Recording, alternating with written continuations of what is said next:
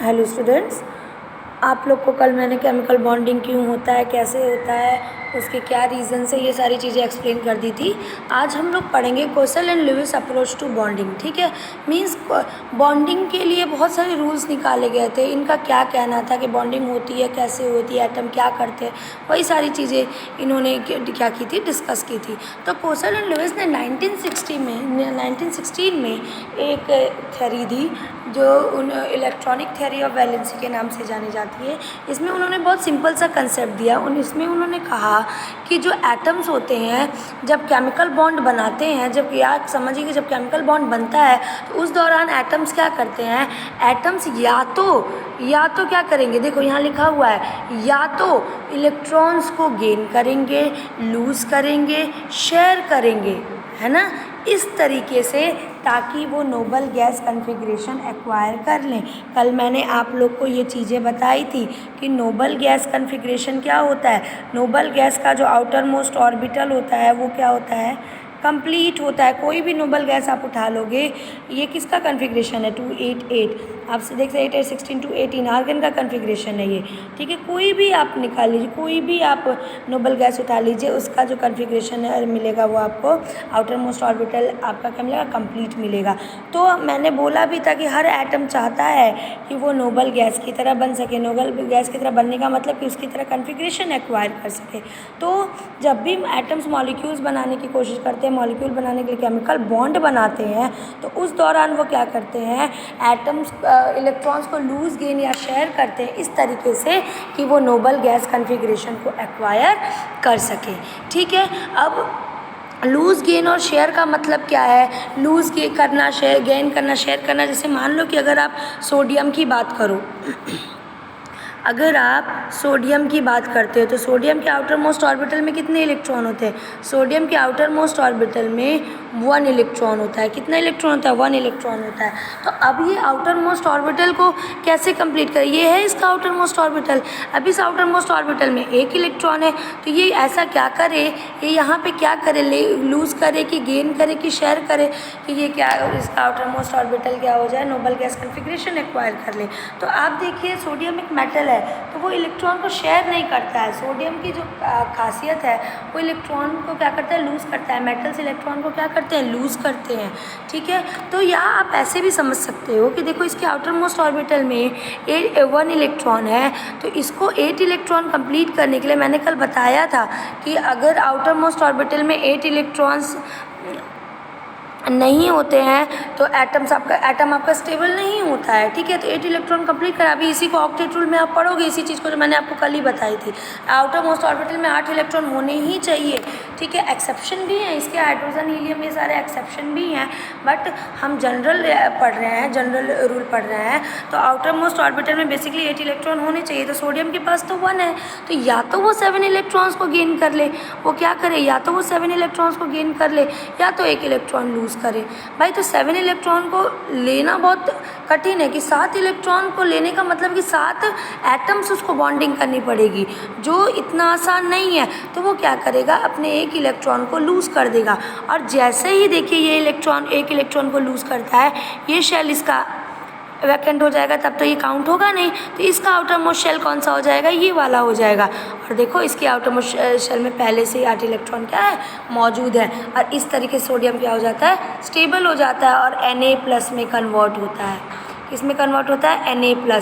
Plus क्यों आता है, 9th में ये चीज़ें बताई हैं। इलेक्ट्रॉन को जब भी कोई एटम लूज़ करता है तो उसके हेड पे कौन सा चार्ज आता है, पॉजिटिव चार्ज आता है। तो इस तरीके से सोडियम इलेक्ट्रॉन को क्या करता है, लूज़ करता है। सोडियम क्या, अदर मेटल्स भी। ठीक है, दूसरा गेन करने का मतलब जैसे समझ लीजिए क्लोरीन को ले लो आप इसका जो इलेक्ट्रॉनिक कन्फिग्रेशन अगर आप लिखोगे तो 287 होता है। तो आप देख सकते हो इसके आउटर मोस्ट ऑर्बिटल में कितने इलेक्ट्रॉन है, 7 इलेक्ट्रॉन है। इसके आउटर मोस्ट ऑर्बिटल में कितने इलेक्ट्रॉन है, 7 इलेक्ट्रॉन्स है। तो 7 इलेक्ट्रॉन्स है इसके आउटर मोस्ट ऑर्बिटल में।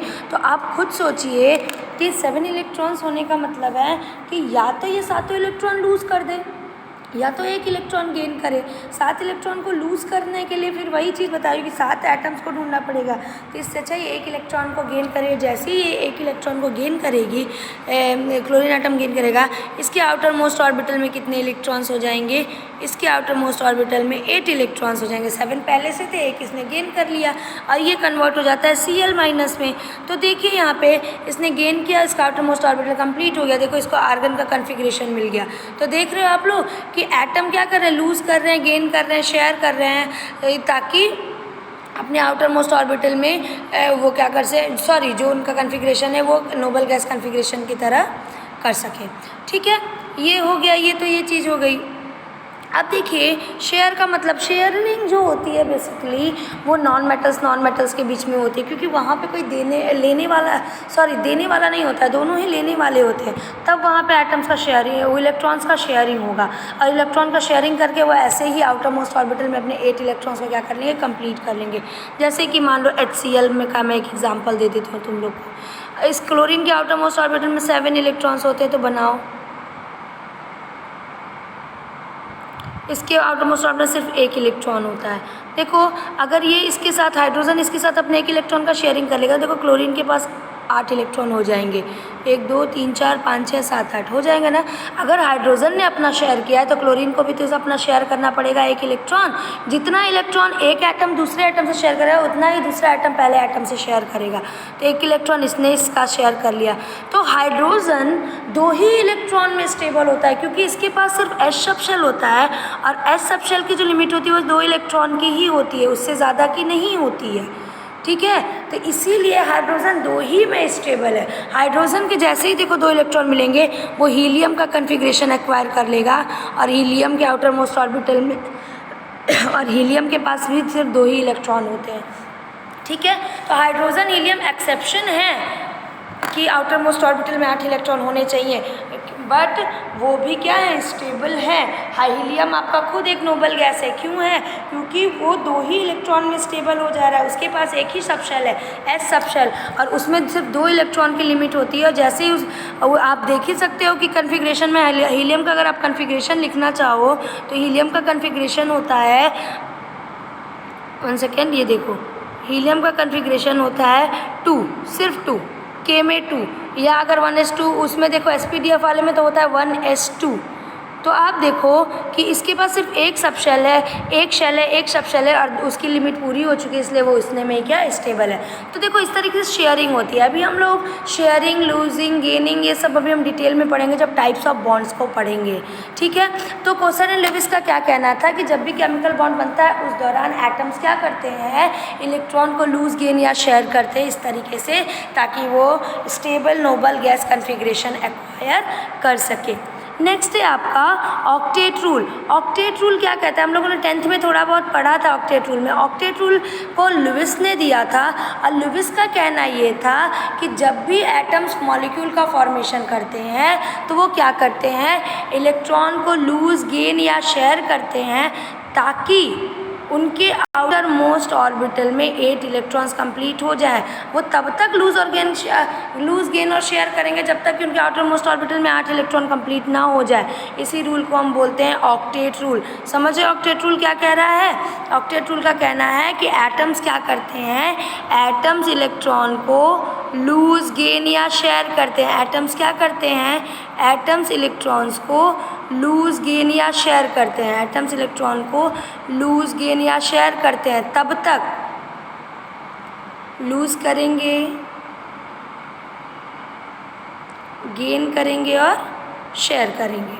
ठीक है, तब तक जब तक कि उनके आउटर मोस्ट ऑर्बिटल में 8 इलेक्ट्रॉन कंप्लीट ना हो जाए। अभी आपने देखा सोडियम 1 इलेक्ट्रॉन को लूज़ कर रहा था ताकि उसका 8 इलेक्ट्रॉन कंप्लीट हो जाए आउटर मोस्ट ऑर्बिटल में।